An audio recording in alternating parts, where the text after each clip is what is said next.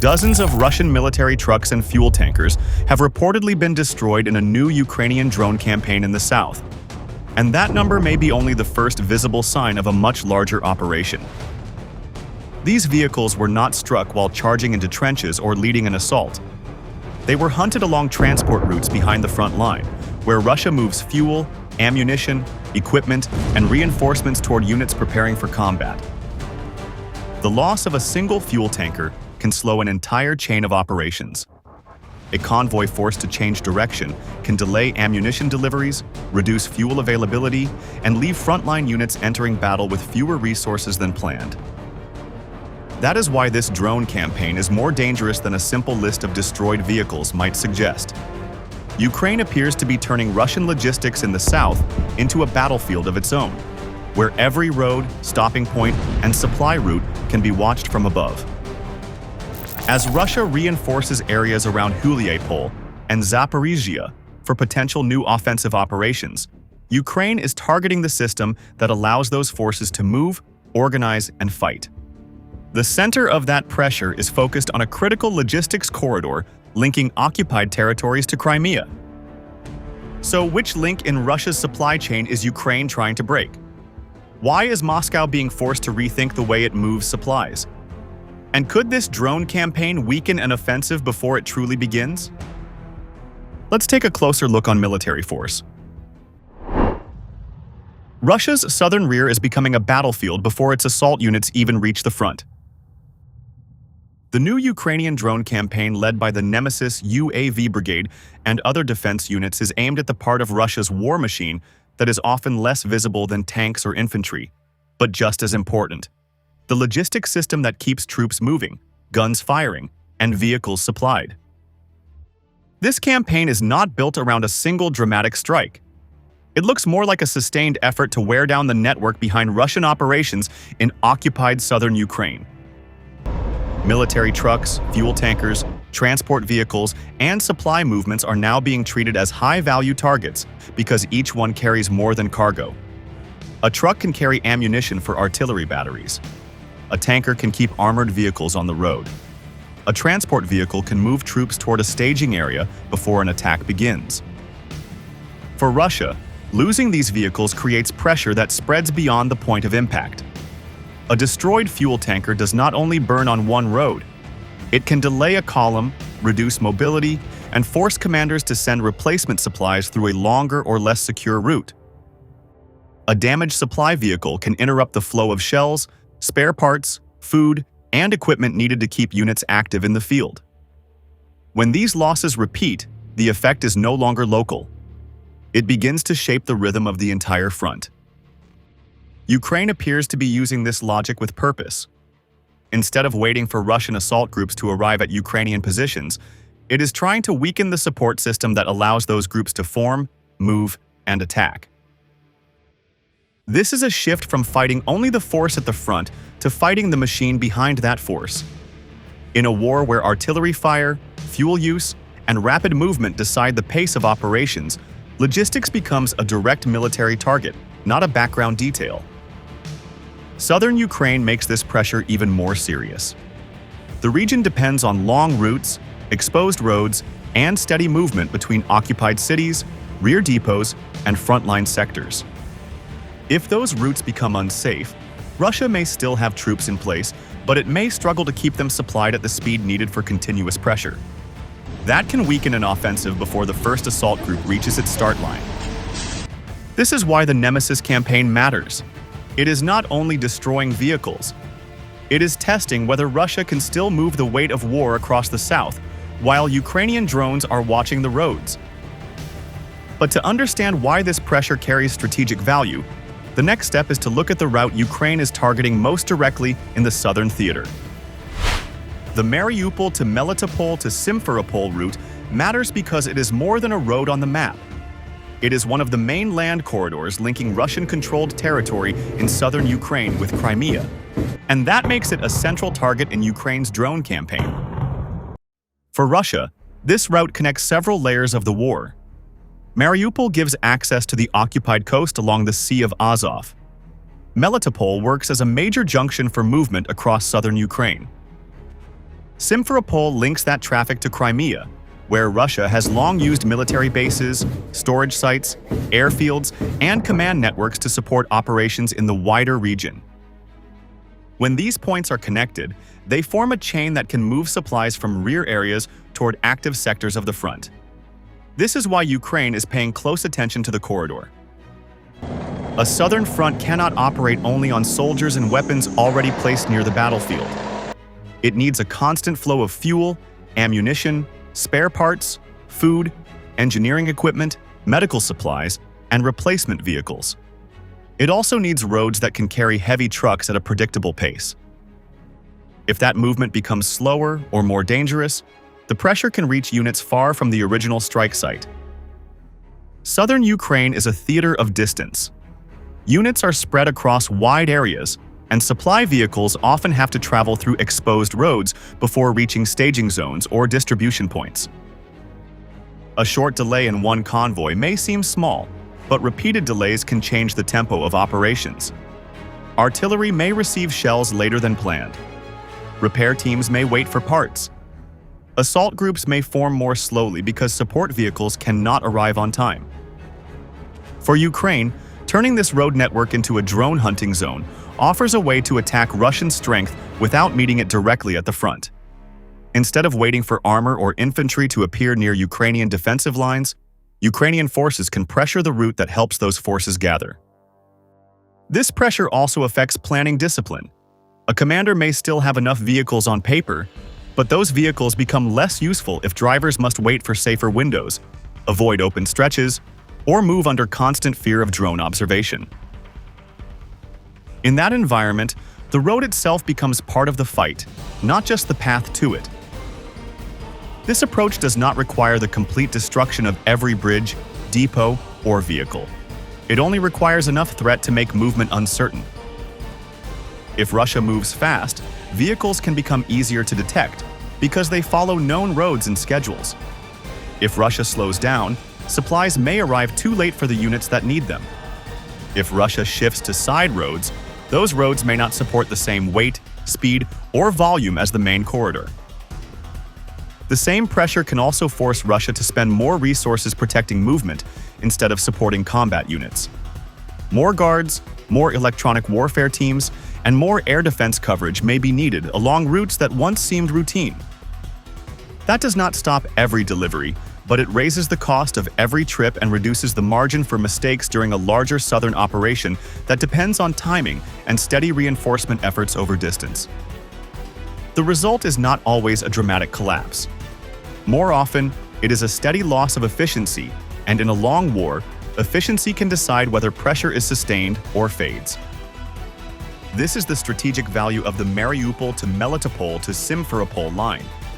It links occupied territory with Crimea, but it also carries the burden of Russia's southern campaign.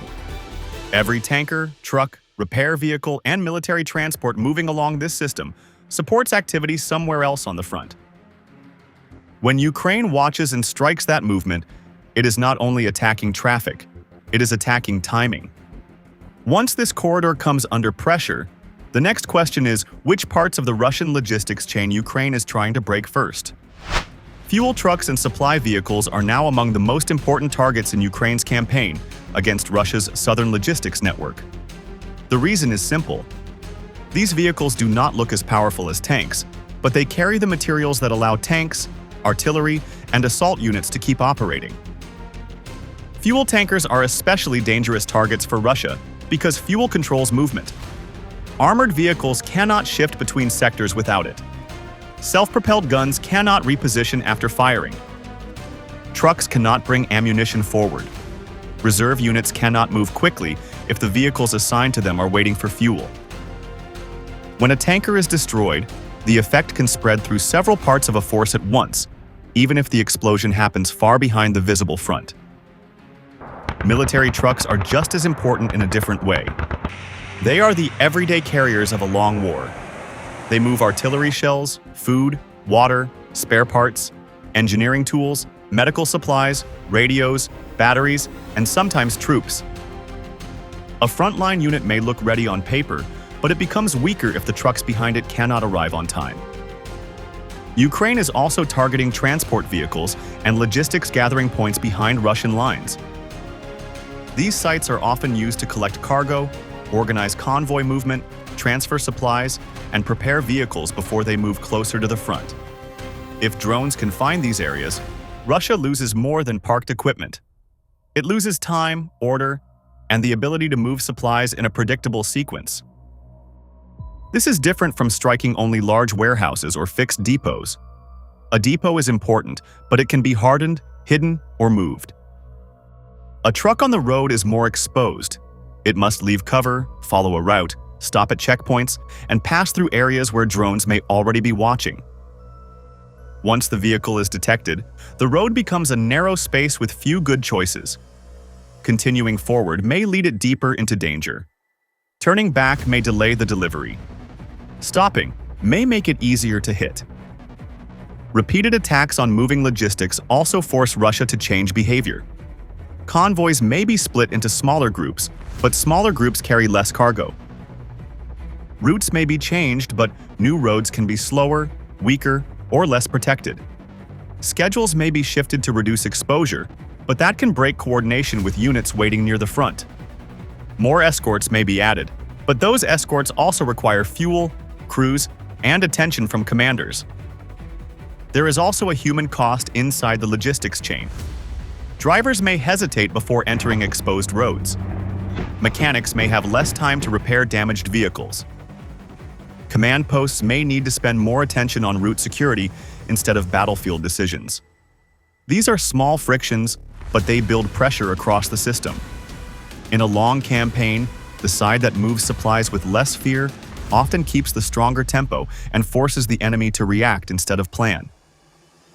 This pressure turns logistics from a support function into a combat problem. Drivers, mechanics, guards, and convoy planners become part of the battlefield even when they are not near a trench. A successful delivery is no longer just a normal movement from one rear area to another. It becomes a risky mission that must survive observation, timing, and possible attack from above. This is why Ukraine's focus on trucks, tankers, transport vehicles, and logistics points matters. It does not only remove machines from the road, it attacks the routine that allows Russian forces to keep pressure on southern Ukraine. Ukraine's new UAV system matters because it gives the campaign against Russian logistics a deeper reach. Kyiv says this system had not been shown publicly before, and it was designed for a specific mission: to hunt supply targets at longer distances behind Russian lines. The key issue is not only the name of the aircraft or the technical details around it. The real value is the role it fills on the battlefield.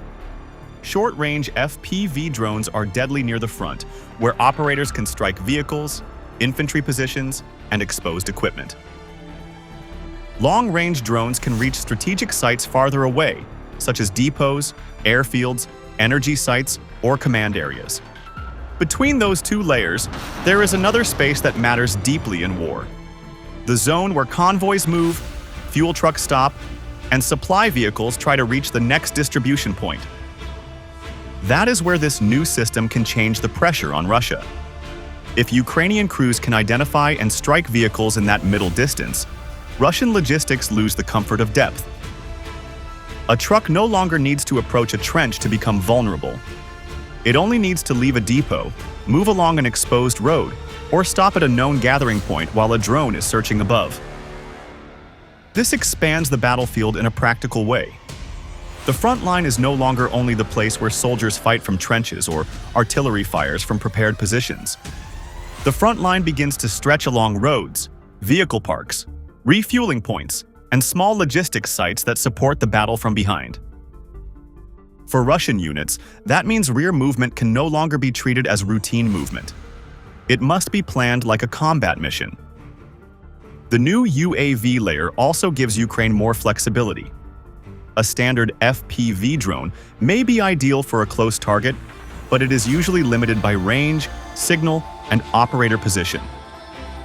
A larger UAV built for longer logistics strikes can search wider areas, wait for valuable targets, and attack where Russia believed the risk was lower. That makes it harder for Russian commanders to separate safe rear areas from dangerous forward zones. This does not mean every Russian supply movement will be stopped. War rarely works in such a clean way, but a weapon does not need to stop every convoy to create operational stress.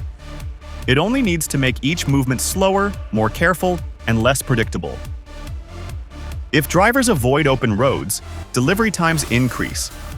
If vehicles wait for safer hours, schedules lose precision. If commanders spread supplies into smaller groups, the whole system becomes harder to control. For Ukraine, this is a way to use technology against Russia's larger military structure. Russia may still have more vehicles, more personnel, and more routes on paper, but those advantages shrink if drones can observe and strike the roads that connect them. The deeper the drone threat reaches, the more Russia must spend time and resources protecting movement instead of using movement to support attacks. That is why this new UAV system is important. It does not only add another weapon to Ukraine's arsenal, it changes the depth of danger across the southern theater. When that hunting zone grows, Russia's first response is not simply to keep moving as before. It must change how its logistics system operates under pressure. Russian logistics is being forced into adaptation, not just repair. According to Ukrainian reports, repeated drone attacks have pushed Russian forces to limit heavy trucks on important routes and search for secondary roads behind the southern front. That reaction matters because heavy trucks are not easy to replace. Smaller vehicles can move supplies, but they cannot carry the same volume of fuel, ammunition, equipment, or repair materials. When large trucks are restricted, the supply system becomes fragmented. More trips are needed to move the same load, more drivers are exposed, and more time is consumed before cargo reaches the next point. For Russian commanders, this creates a planning problem. A main road offers speed, capacity, and direct movement, but it also becomes predictable once Ukrainian drones begin watching it. A side road may appear safer for a short time, but it can be narrower, slower, rougher, and harder for heavy vehicles to use. Dirt roads may also limit movement during poor weather, especially when mud, damaged surfaces, or traffic reduce their value. Ukraine's campaign is designed to exploit that dilemma. If Russia keeps using main routes, vehicles risk being detected and struck. If Russia shifts to secondary roads, the transport system loses efficiency. If Russia spreads movement across many smaller paths, command control becomes harder, and coordination with frontline units becomes less precise. Reports that Russian vehicles are still being found and attacked after leaving main roads are important for this reason. They suggest that the threat is no longer limited to one highway or one visible corridor. Ukrainian drones are trying to watch the wider movement network behind the front. That means a vehicle may be vulnerable while entering a village, stopping near a tree line, waiting at a transfer point, or moving along a road that was supposed to reduce risk. This turns logistics into a constant guessing game. A convoy can avoid one dangerous route, but the next route may already be under observation. A delivery can be delayed until night or bad weather, but drones with better sensors may still find movement. A truck can hide during the day, but it still has to move eventually if the cargo is needed near the front. The pressure also changes how Russia must use manpower and equipment. More troops may be assigned to guard roads. More electronic warfare teams may be moved to protect rear areas. More commanders may spend time managing transport risk instead of preparing combat action. Each adjustment may be reasonable, but together they make the system heavier and slower. This is why drone pressure carries operational weight. Ukraine is not only damaging vehicles after they appear on screen. It is forcing Russia to rethink how supplies move across the south. When main roads are dangerous, side roads are watched, and gathering points can be found from above, Russian logistics may still function, but it functions under strain. That strain becomes more serious because it is happening while Russia prepares to reinforce key southern sectors. Russia's buildup around Huliaipol and Zaporizhzhia makes Ukraine's logistics strikes more dangerous for Moscow. Reports indicate that Russian forces are reinforcing the southern theater, including the movement of additional marine units toward areas where new offensive actions may be prepared. That timing is the central point. An army preparing for a larger push needs more than soldiers near the line of contact. It needs fuel for armored vehicles, shells for artillery, trucks for supply runs, reserve troops ready to move, and gathering points where units can form before entering combat. It also needs roads that remain stable enough to keep this flow moving day after day. Ukraine is trying to pressure that system before Russia can fully use it. If fuel trucks are destroyed, vehicles may arrive late or stay parked. If transport routes are watched, commanders may hesitate before moving larger groups. If supply points are exposed, units may have to spread out, which makes coordination slower. These effects may not stop an attack immediately, but they can reduce its strength before the first wave reaches Ukrainian defenses. Huliaipol and Zaporizhia matter because they are not isolated battlefield names. They sit inside a wider southern front where terrain, roads, distance, and supply lines shape every military decision. Russian assault units can only keep pressure if the support behind them keeps moving. When that support is delayed or disrupted, the front line may still look active, but the force behind it becomes less steady. Marine units can bring combat experience and offensive weight, but they cannot escape the basic rules of logistics. They need ammunition to sustain fire, fuel to move, vehicles to rotate personnel, and repair support to recover damaged equipment. If those needs are harder to meet, even capable troops may be forced to attack with less speed, less protection, or weaker follow-up support. This is why Ukraine's drone campaign should be read as preparation against Russia's next move in the south. It is not only a series of strikes on trucks, it is an attempt to slow the machinery that turns reinforcements into an offensive. Ukraine's drone campaign in the south is ultimately a race against Russia's next offensive. Kyiv is not waiting for Russian armor to appear at the trench line. It is striking the fuel, trucks, routes, and gathering points that allow an attack to form before it reaches the battlefield. If this pressure continues, Russia may still move supplies, but each movement could become slower, more guarded, and more costly. Convoys may need to split. Rear roads may need more protection. Commanders may need to spend more time securing logistics instead of building combat momentum. That is the larger message from this campaign. Ukraine is not only trying to destroy vehicles, it is trying to weaken the system that turns reinforcements into battlefield pressure. The next question is whether Russia can adapt fast enough, or whether southern Ukraine will become a new front where drones fight the supply chain itself under fire. If you found this analysis useful, please like, share, and subscribe to Military Force for more updates on the weapons, battles, and strategic decisions shaping today's conflicts. Our goal is not to celebrate war, but to understand how modern wars are fought, how military technology is changing the battlefield, and how these decisions affect soldiers and civilians alike. Every conflict offers lessons about strategy, security, and the value of peace. Thank you for watching, and we look forward to seeing your thoughts in the comments below.